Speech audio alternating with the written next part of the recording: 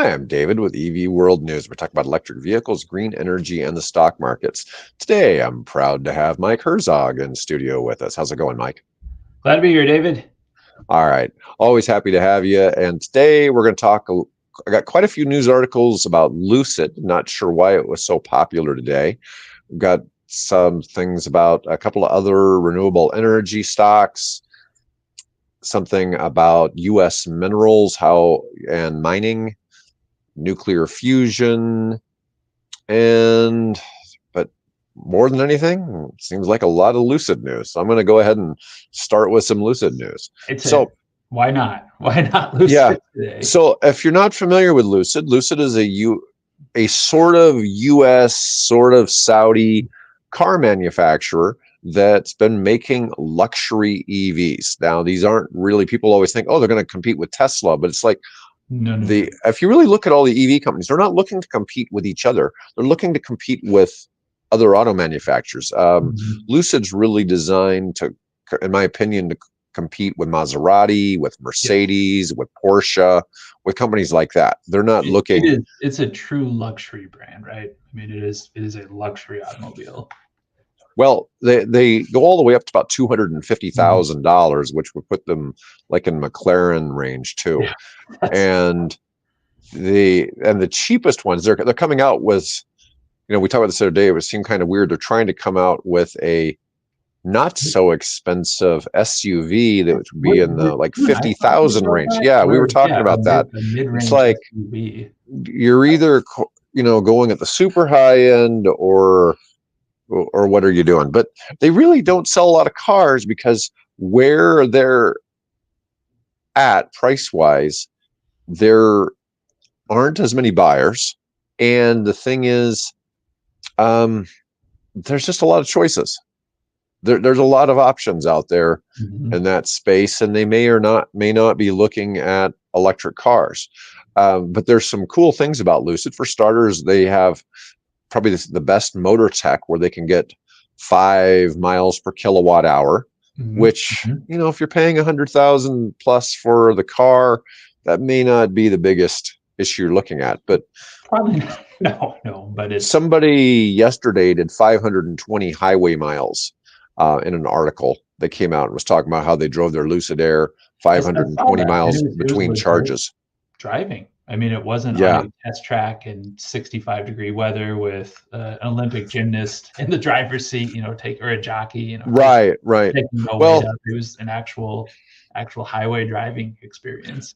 There was a deal where somebody drove an EV for 24 straight hours on one charge, and they went 500 miles. They had 3 different drivers, and they drove like 20 miles per hour just to make that happen. And I'm just really see on a flat surface. I mean, can you imagine? We're just going to drive 20 miles per hour where we're the most battery efficient. I'm just like, oh God, how miserable could that be? That 500-mile one, that was normal driving. That was real driving, real world driving. Out on the highway. Yeah. But in this particular case, what's going on is the largest U.S. pension fund is CalPERS. It's the California Public Employee Retirement System. And they just bought a big chunk of Lucid stock, sold off their NVIDIA, IBM, and Walmart. Or I shouldn't say they sold off big chunks, so they didn't sell out of their positions on these. And at first, the headline kind of made it seem like they dumped all of their shares, but they sold 14 million NVIDIA shares.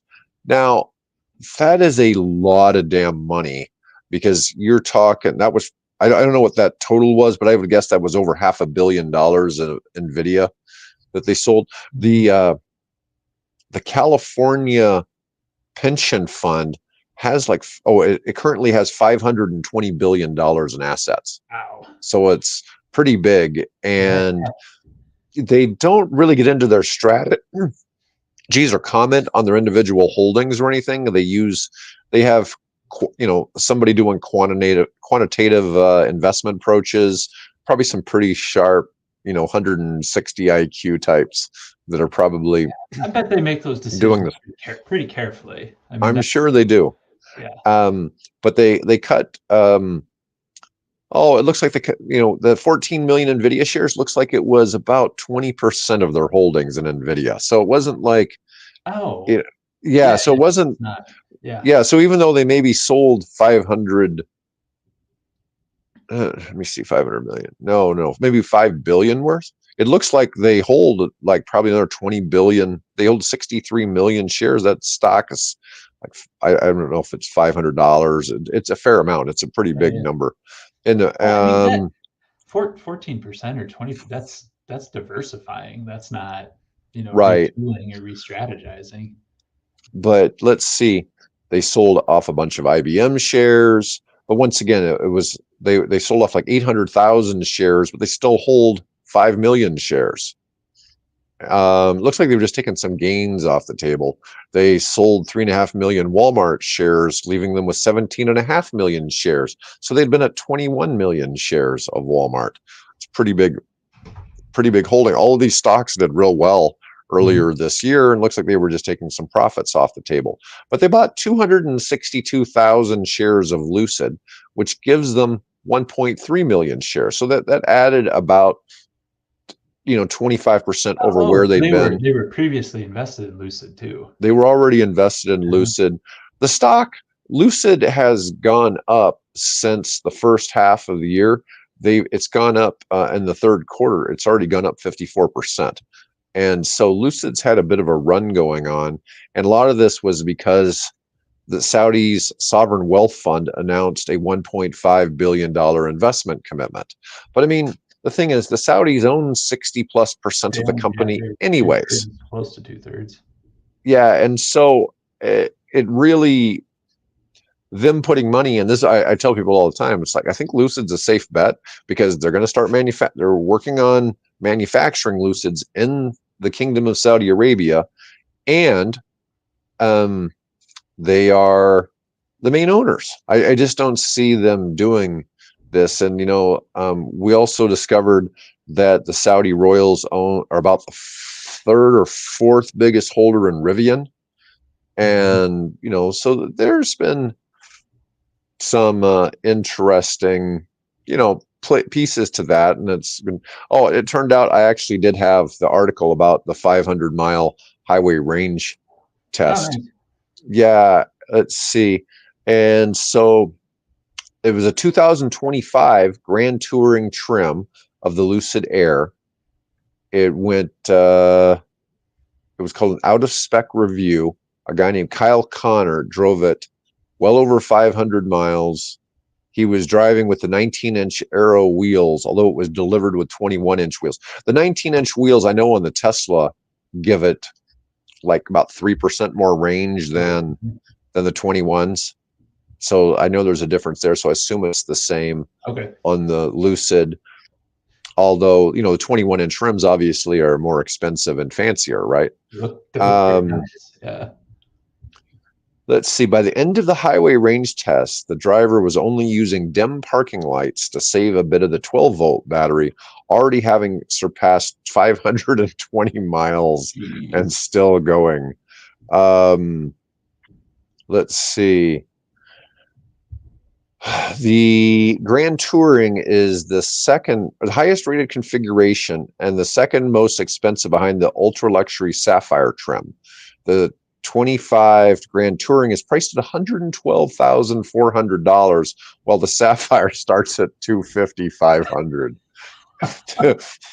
They have some lesser expensive models. The Pure and the Touring are $71,400 and $80,000. God! I thought it'd be more expensive than that. The Grand Touring, to be honest with you, I thought it'd be close to 130, 140, somewhere up in there. But it's big.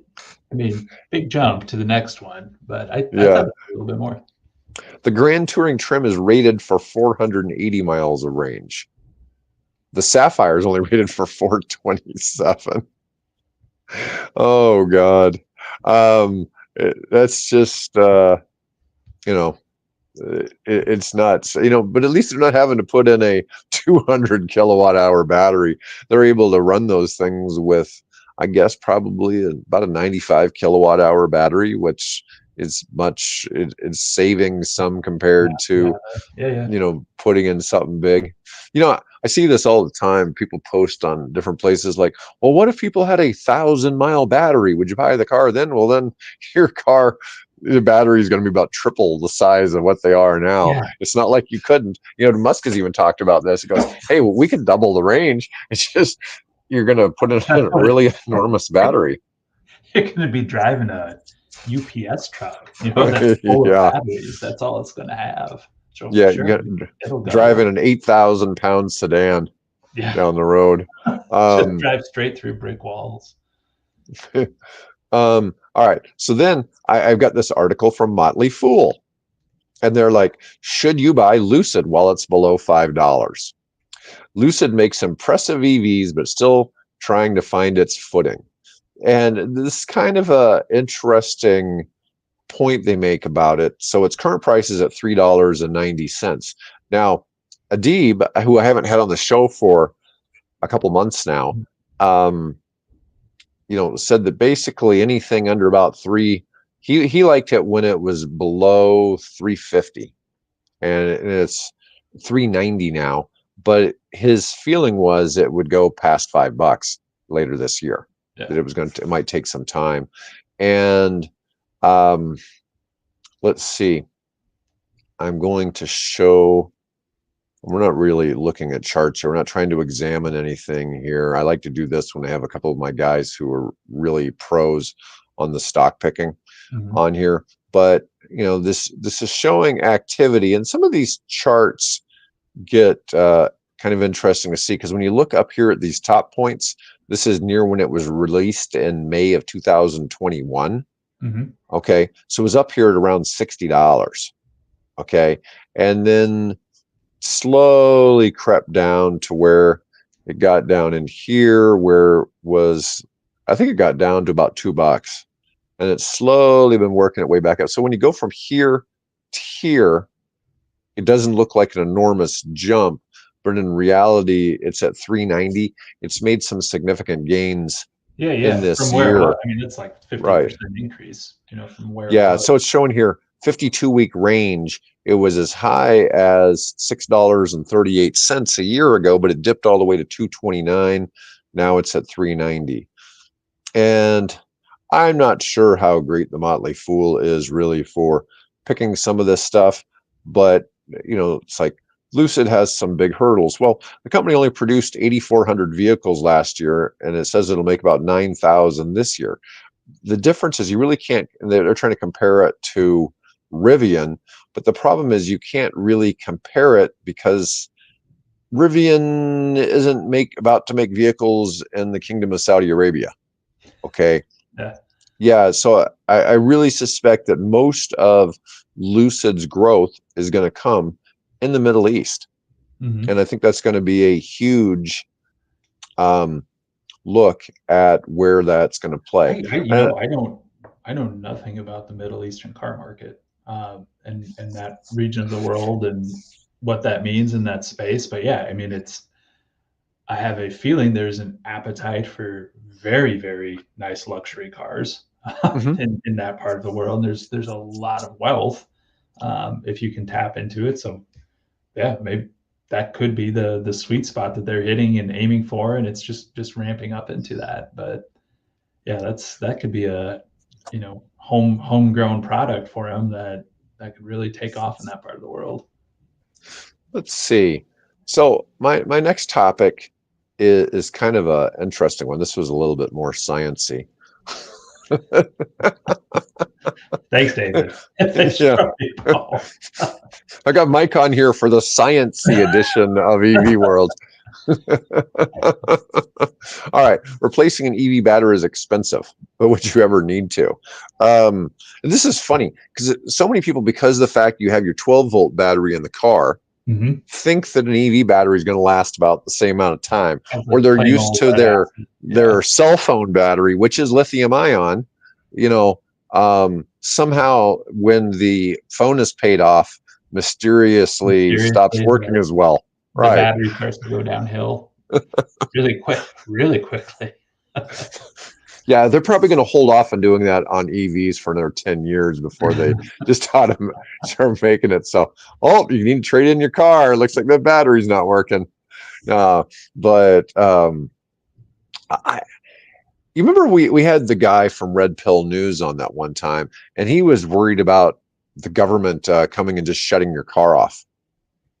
And it's like, well, I hate to tell you that all cars kind of have that feature to some degree. All new cars have those electronics in them. I mean, it's not unique to EVs. No, and so I don't know. It's interesting kind of thought. But anyways, so one of the things, and we've talked about this a fair amount, is how long EV batteries really last. And we had some tech out. We've had a video doing really well lately that's about Tesla batteries, but it seems that you have a couple of things with the Tesla batteries. And it's not saying it couldn't go differently, but when you have that 8-year, 100 to 150,000 mile warranty, we even had somebody comment say he has a Model S that had an unlimited range 8-year warranty. Unlimited range on a Model S. Yeah.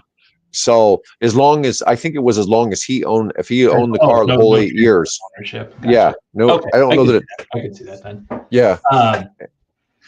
For 100,000 miles is interesting. It's like I buy cars, I own cars, and I'll drive them well past 100,000 miles. Mm-hmm. But what would be interesting about it is if you got to that 100,000 mile point and it's like, all right, it's time to replace the battery, with how quickly the technology is changing and evolving right now. Like, why wouldn't you just go buy a new vehicle that's going to be less expensive, safer, more reliable, have better battery life, all of those things that you want with it. So I could see maybe there is going to be this transition there where all these vehicles in the next 5 to 10 year time frame are going to come due for, okay, it's time to change out your battery. Well, do I invest in that or just go buy a new one? Because 5 years from now, the technology is going to be so much better in these spaces and cheaper. You heard me talk on here before about how I used to just assume that eventually my car would get totaled out. Yeah. And I've never been in an accident in the 10 years I've lived in Omaha, but I've lived in Memphis for 20 years and my cars would eventually all get totaled out. I went and I started doing some research on why that was. Holy cow. So Memphis is either, depending on where you look, either number 1 or number 2 worst for accidents. And it has something like 5 times the rate of accidents as Omaha. And also 5 times the rate of fatalities as accidents in Omaha. And it was just staggering how much more likely you were to be in an accident in that city than Omaha. And I was like, it just seems strange. It's just like, I just don't see people getting in accidents in Omaha. It's an anomaly. Yeah, it's an anomaly. And I've even seen people talk, it's like, aren't Omaha drivers the worst? And it's like, I'm not so sure about that. I've lived, but I didn't realize I had lived in the worst place. You had been in the worst before. I knew it was the worst in Tennessee because I remember State Farm publishing things that like 5 of the 10 worst intersections in the whole state were on one street. Right. Yeah. Just one on one street. Yeah. Every intersection, every intersection you're risking your life going through. And but that being said, with Tesla batteries, it seems like, hey, either your battery has some kind of weird failure from factory defect kind of thing, because this is a little different. These batteries are really, they're the engine and transmission. They're pretty much, while there is a separate electric motor, the motor doesn't really have moving parts like a gas car does. And it's different. And basically the battery is most of the tech, and or what could go wrong. And the batteries either seem, I'll see people say, oh, my battery went out at 30,000 miles. My battery went out at 80,000 miles. I know somebody who had a Model X had the battery go out at 140,000 miles. It was still under warranty at 140,000. It has the 150,000 mile warranty. But the general consensus is from that those batteries will run at least 300,000 miles before they degrade to 70%, where they need to be replaced, unless there was something that had occurred under warranty. Yeah. But one of the things you really haven't seen. So we've got Nissan Leafs that have been out for a long time, but even the cheapest Nissan Leafs are still $6,000-7,000. And you'd be hard pressed to find one of those right now, ever since that that federal tax credit came along. Because that federal, I think when you start getting that cheap, I think it's only a 30% tax credit versus the full $4,000. But even if you had a $5,000 Leaf, that's still $1,500. That's still a pretty significant chunk on a car that expensive, and you just don't see those very often. And if and I'll hear anecdotally from Leaf drivers, people who have had them for a long time, that it is talking about the cell phone again. One of those, I have to plug this in. Like, I can make a trip to the grocery store and then I have to come home and plug it back in, because I just don't know where it is. So it could be those people are running them into the ground. Why you're not seeing a lot of them out there. It's just, it's fine. I'm on a fixed income, of retirement age, whatever it might be. It gets me to the store. It gets me to where I need to go. I don't care. I just want to keep this vehicle because it's the same people who still have the flip phone. Like, it's fine. I want to make calls. Like, it works great for me. Yeah, I'm just saying it's sort of a different market.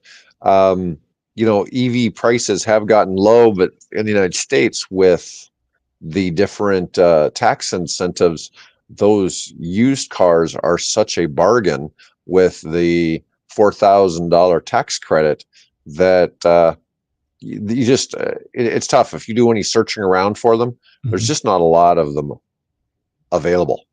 Yeah. And you can't even really look for, like in Omaha, you're wasting your time looking for one. You pretty much need to do a nationwide search looking for something. But the vehicles, you're more likely to trade the car in because you got tired of it, or whatever, than you are to ever run out the damn battery. And that was basically the gist of this article. All right. I agree with that sentiment. I mean, I agree with that part for sure, that don't be worried about the battery. It's something to think about, a future spending decision, but don't be worried about it.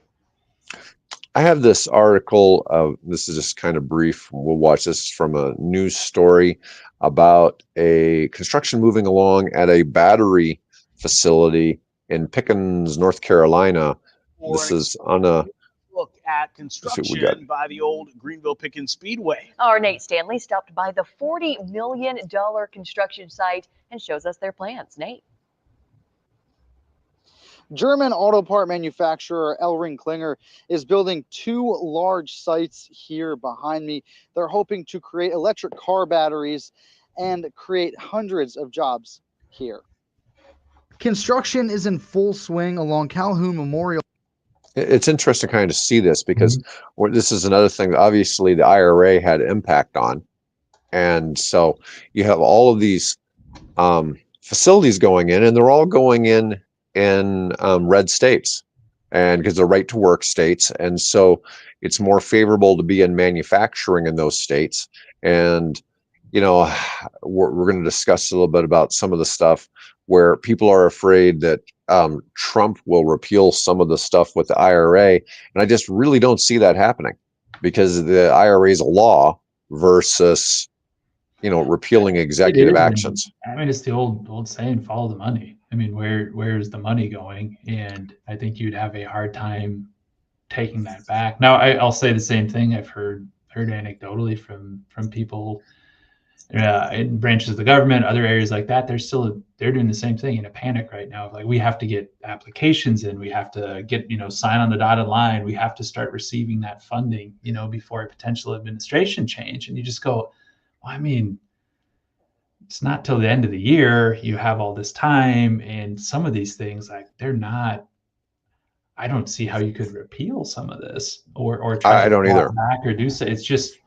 It's jobs. It's manufacturing jobs that you're creating for new and emerging market and industry. So I think it would be tough to go back on a lot of these things, especially funds allocated to states. That's not coming back.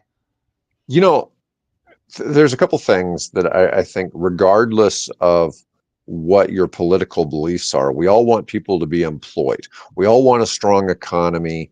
We all think people should be able to support themselves, right? And so the big thing the Inflation Reduction Act did was it created 130,000 jobs in red states.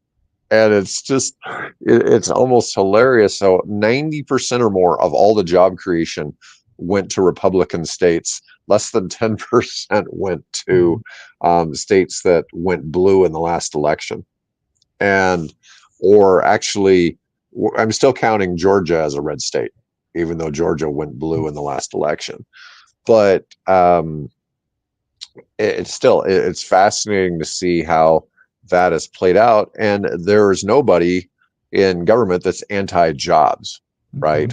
Now, we might have some people that like to see all the coal miners get unemployed, but we both know how unrealistic that is, when in the fact that where West Virginia is, the neighboring states are highly dependent on coal mining. As much as we'd like to see more and more of that get replaced with green energy and renewable sources like that, it's not going to be a very quick transition away from that. And it's tough, because this is kind of like a lot of things you see about Africa. Is it really fair to make the people there not be able to live a more modern standard versus telling them they can't do certain things because they should be the first ones to be green, right? And it's tough. It's like, hey, what was it? Somebody tried to say that all the coal miners should learn how to code. Well, that's easier said than done. And some people some people are good at math, and some people are good with their hands. Some people are good at both. But I'm just saying, we're all a little bit different, and that's not just something it's not going to turn over. The amount of coal consumption is way down. It's way down. It is over the past 10 to 15 years, but those are still, from a grid perspective, a coal-fired power plant, they're not going anywhere for a while. They're going to have to stay. They're going to have to still be a workhorse and something you just count on, and it runs. And nope, we don't want to see the pollution. We don't want to see the ill effects. We don't want to see everything but it's a workhorse. I mean, it pulls the grid forward right now. And we just can't get rid of it. It was about 40 years ago there started to be a massive attack on coal, mainly because so many people were dying of lung cancer. And so it wasn't just the coal workers, it was the people in the surrounding areas. The communities were dying of lung cancer. That's come down tremendously, but I would suspect in those 40 years, coal usage is probably, dropped 2 or 3-fold. So just not more than that. 10 or 15 years. I mean, it's fallen off a cliff. All being made up by renewables and natural gas, but we'll see. I mean, it's one of those industries. It's new jobs being created around batteries, around electric vehicles, around solar production, around wind production, all of those things. But it's not. It's like what you said. It's not a 1-for-1. It's not. You can't fit a square peg in a round hole sometimes. I was telling you that I saw a claim by the number 2 person in the Department of Energy that there's 340,000 jobs in solar in the United States. I had no idea there was that many people employed in that space. And it's like, it's a lot of people when you start looking at it, because that's about 7,000 people on average in every state. I realize that's not balanced out. I'm sure it's heavily weighted towards California and Arizona and some places like that. But still, that's a fair number of people in every state in that field. I was just talking to somebody last week, younger person, late teens, didn't go to 4-year college or anything like that. Just figuring out what the heck they want to do. Like, hey, what's a good thing? It's, check it out. Check out community college programs. There's all kinds of certifications to be a solar installer, because with all the federal grant dollars and coming up, the big concern we have, at least in this part of the country, is that there's nobody to do the work. sure, we can design it, we can fund it through federal government, we can do all these. There's just nobody to go out and actually physically like construct all these things that need to happen. And it's, boy, if you're young and looking for something to do, or at a stage in your life you're looking to retool, like I want to try something different, I would look at solar installation very heavily right now, just because the demand is going to be there very soon. It's there today. Yeah, the other thing was we had that guy on the show that was talking about education in the EV charging space. That's another and he had the jobs that did not require you to be an electrician, that they expect to pay about $75,000 a year. And he was getting people certified to do those jobs. And the estimate was that we were going to need at least 100,000 people nationwide in that space. And, that's a fair amount of, of jobs. Anyways, back to this video. It's just interesting to see. L-Ring Klinger leaders say there's so many of these going on around the United States. Concrete pads have been poured, set to be the host this is small. A $40 million EV battery plant. And commissioning is Feb. Toyota is building a $30 billion normally EV battery plants. A B on the end of the price tag. Yeah, but this was news for Pickens, in North Carolina, and I thought, well, that is kind of an interesting news, because it's starting to be more and more common. There's starting to be more and more of those kind of facilities being built, and in my next article is going to cover some of the same topic. It's from my favorite non-biased news source, Reuters, that I never know. Reuters always seems to have an axe to grind, and I'm not sure exactly where their axe to grind is on this particular article, but let's see. So this article is titled "Wary of Trump, U.S. Minerals Projects Rush to Close Government Loans." And everybody seems to think that all these critical minerals all come from China. And you and I were talking about this a little bit earlier. Like cobalt, for instance, pretty much only comes from the Congo, and it's come from there for like 100 years, way before people thought of, mass producing electric vehicles. They were mining cobalt for the oil industry, for other consumer electronics, laptops, things like that. And now it just happens to be used for EVs. And, I've said before on here that, Congo's sort of a bad actor. They may not have the best practices, but there are certainly, things going on in the United States. So U.S. miners and battery recyclers are rushing to close government loans worth billions of dollars before January out of concern that former President Donald Trump would block funding needed to boost American output of critical minerals for the energy transition. I don't know why people really think that, but here's something that they say: tumbling prices for lithium, nickel, and other minerals, as well as lower than expected EV sales, have spooked private financiers and put the traditionally conservative mining industry in the unusual position of needing Washington's support. Now, one of the things that I've heard Musk talk about with lithium, he says lithium is not rare at all. Right now, half of the world's lithium is mined in Australia. Okay. And then you got, outside of that, you got a couple countries in South America, you've got China, there's probably someplace in Africa that all together mine the other half. Okay. But you could have, the US could get all of its needed lithium just domestically. We certainly have it. We've got this thing in the Salton Sea in California, where they can extract all the lithium the US needs just from abandoned oil wells. And so there's systems for extracting the lithium there, and it seems sort of unrealistic.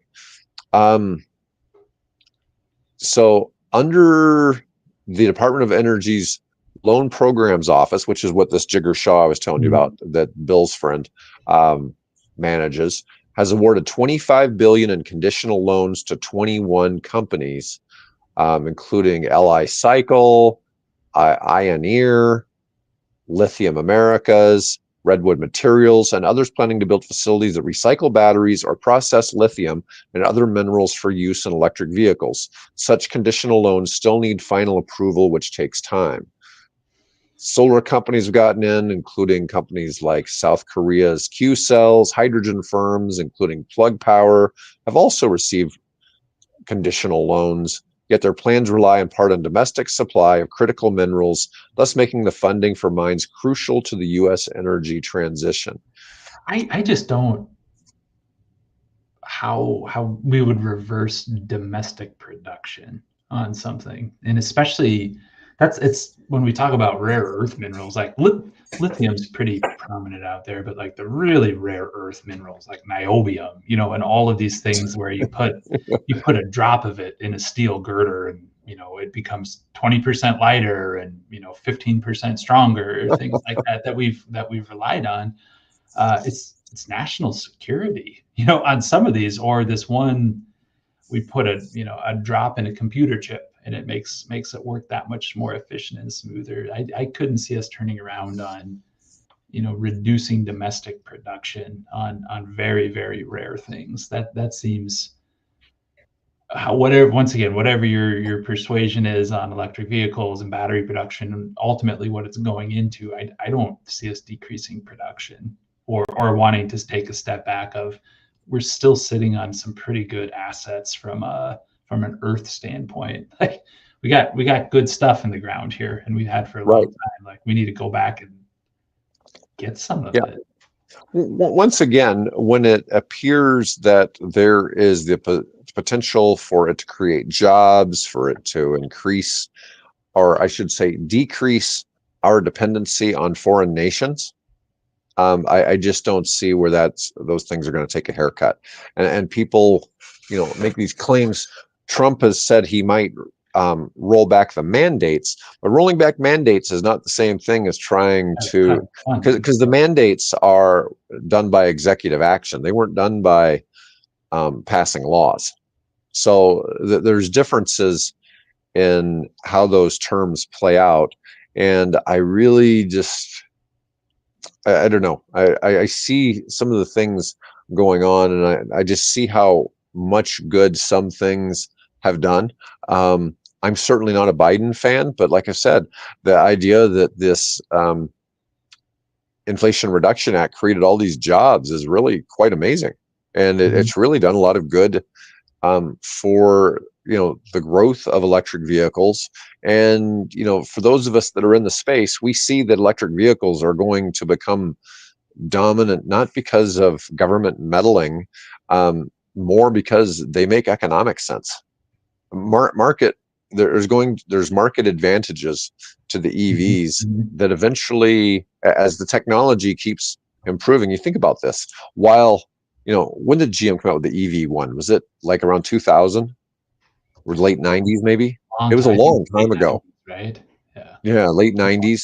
And then Nissan Leaf was really the first really major car that stuck in the US. What was it, about 2010, I think?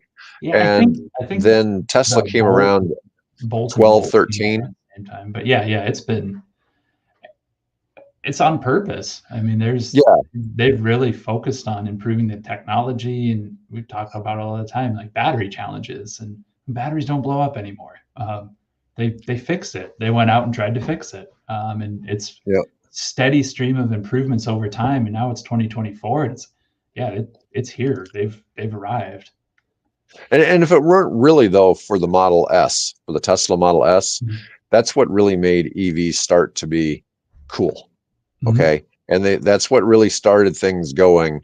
And it started all of a sudden, you had somebody decided to make a cool looking electric car, as opposed to just being a high performance vehicle. Yeah, high performance vehicle. And everything Tesla has made since still has that persona of being high tech, being a rolling, technical wonder, and everybody else is basically trying to catch up. But it's made it so that all these other companies now can have vehicles that can, catch on and work similarly. All right, my last article I want to talk about is nuclear fusion. Now, we normally talk about, when we talk about like our facility here, it's nuclear fission, right? Our facility out at, I already forget, what's the name of the town that's out there by Blair? Fort Calhoun.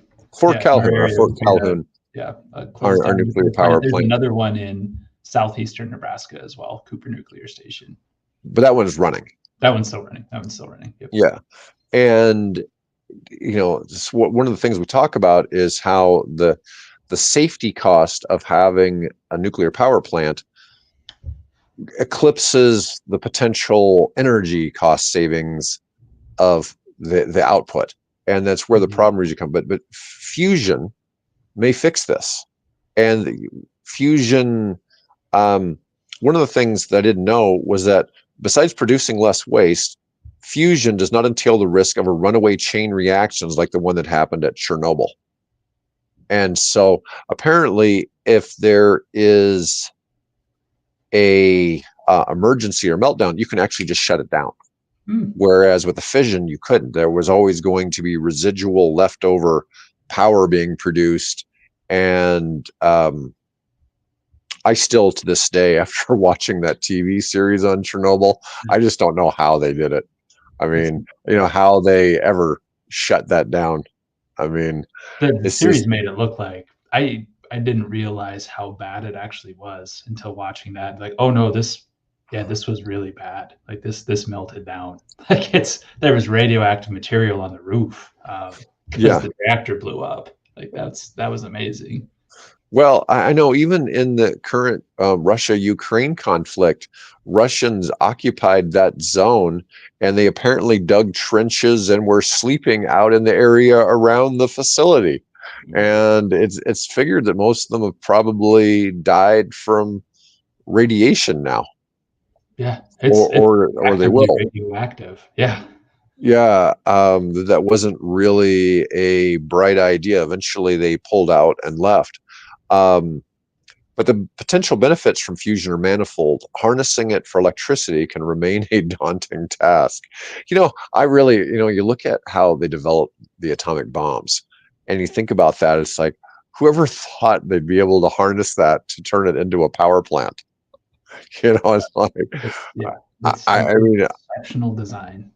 Yeah, it's crazy to think about. Fusion is the most technologically challenging approach to making energy that mankind has ever attempted.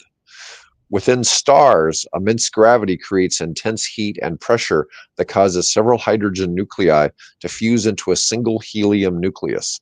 There's a slight loss of mass in this process, and that missing mass is converted into enormous amounts of energy according to the Einstein equation, E =mc². Yep.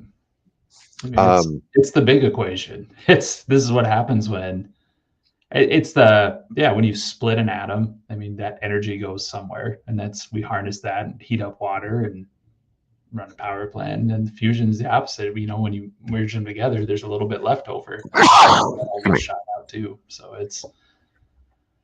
they've been looking at this one for a long, long time. This would solve all the world's energy problems.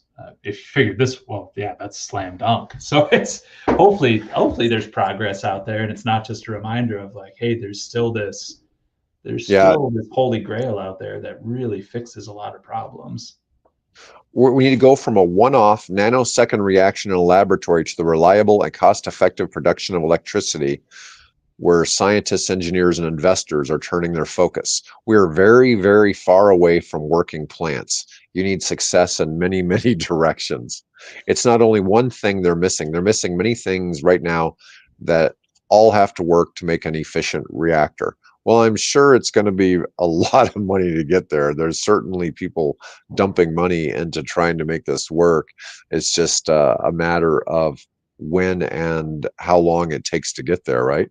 Yeah, I like this article. I like that summary where it's, hey, don't forget about it. People are still looking at it, but also don't hold your breath. It's not like we're down to the final piece of the puzzle and need to get there's a lot that needs to happen first. That's a nice little summary of everything. Anyways, that was all I had for us today, Mike. And I think we've covered a good range of topics. Anyways, folks, I appreciate y'all sticking with us to the end. And we'll be back next week.